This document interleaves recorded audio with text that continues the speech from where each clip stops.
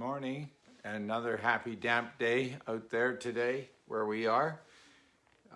James 1 and 2, count it all joy. And the scripture reading is taken from Job chapter 2. One of the things that we obviously are dealing with in life is different circumstances. We talked about it yesterday. Things rub us the wrong way, and then the emotions get triggered, and we have to ask ourselves the hard question, why? Why is that? Is it disrespect or perceived disrespect? Or, well, the truth is, it probably is disrespect, and it probably is negative responses that are inappropriate.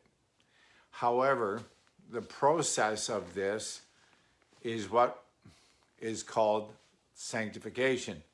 And sanctification is where we as disciples are learning how to discipline our emotions to follow the word. And it's not always a victory. It's a learned thing. Learn of me, Jesus said. And that's a true process.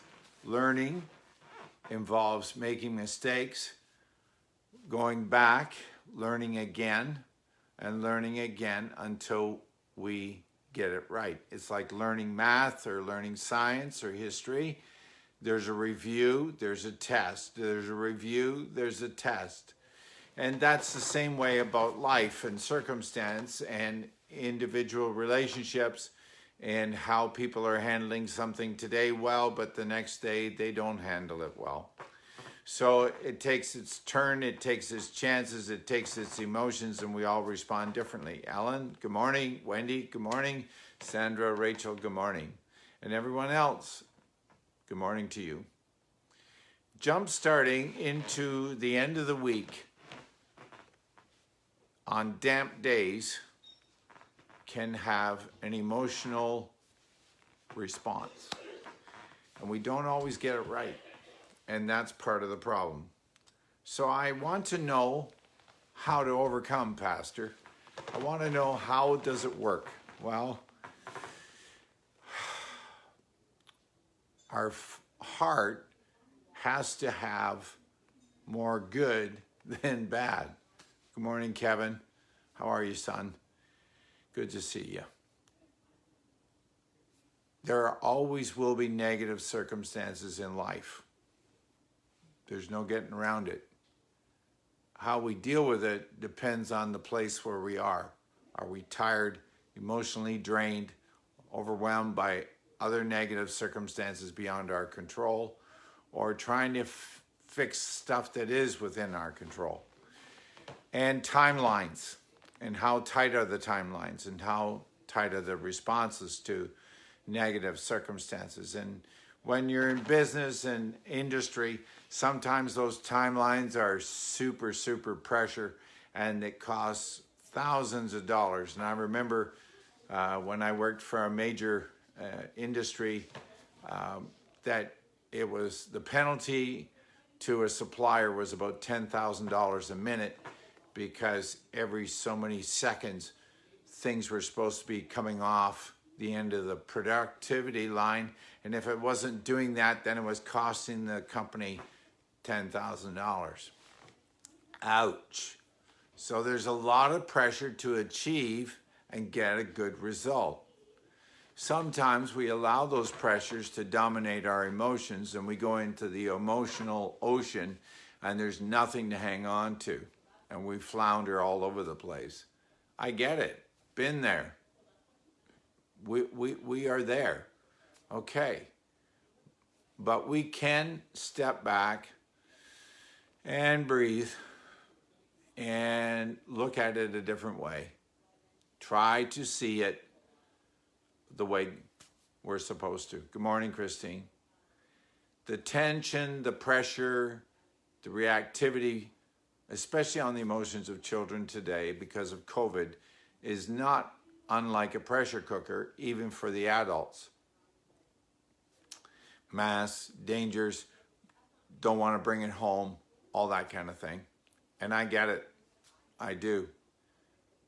But we need to step back and breathe, look at it with fresh eyes, see the bigger perspective, and try to be the adult in the room. Usually what happens is we're triggered by negativity in our past and it comes forward into our now. And that's where we struggle. Because something back there was a flashpoint. And then it becomes a flashpoint now. So if we breathe and we recognize where it's coming from, then we can respond in a better way, in a more appropriate way, and de-escalate what's already accelerating and getting high, high, high, high, high. Hey, we're all in this together. We're all working at this as best we can. And so helping others step out of the frustration and stepping out of stuff, that will jumpstart your Friday to be a lot better. If you get a handle on Thursday, try to end the day on a good note and work through. Remember, it's okay to ask God for help. It's okay to read the Word to encourage yourself and flush all the garbage out of your mind. It's okay to acknowledge that I haven't got this or that, and I'm walking through this. So this is a process, and we're all learning. Good morning, Mitchell. Good to see you, buddy. Thanks for tuning in this morning. So that's our thought for jump starting this morning. I hope it's a good one for you. And remember, you can pass it on to someone else and encourage them. Remember, sometimes it takes a few moments after an explosion to realize that that wasn't the appropriate response and to step back from it. This day, somebody else. That day, me. Another day, somebody else. Try to be the oil in the room. Calm things down and help us help each other. You have yourself a great day out there and be wise and pay attention, class, because there are reviews and there are tests. And every day we're being tested, but God says never above what we can handle if we're paying attention. And that's the biggest if there is. Okay, you be good out there and like and share, and thank you for your love and trust. But you have yourself a good day. Remember, count it all joy, not just pieces, but all. And that's the direction we need to jumpstart for making Thursday a better day. God bless. Have fun.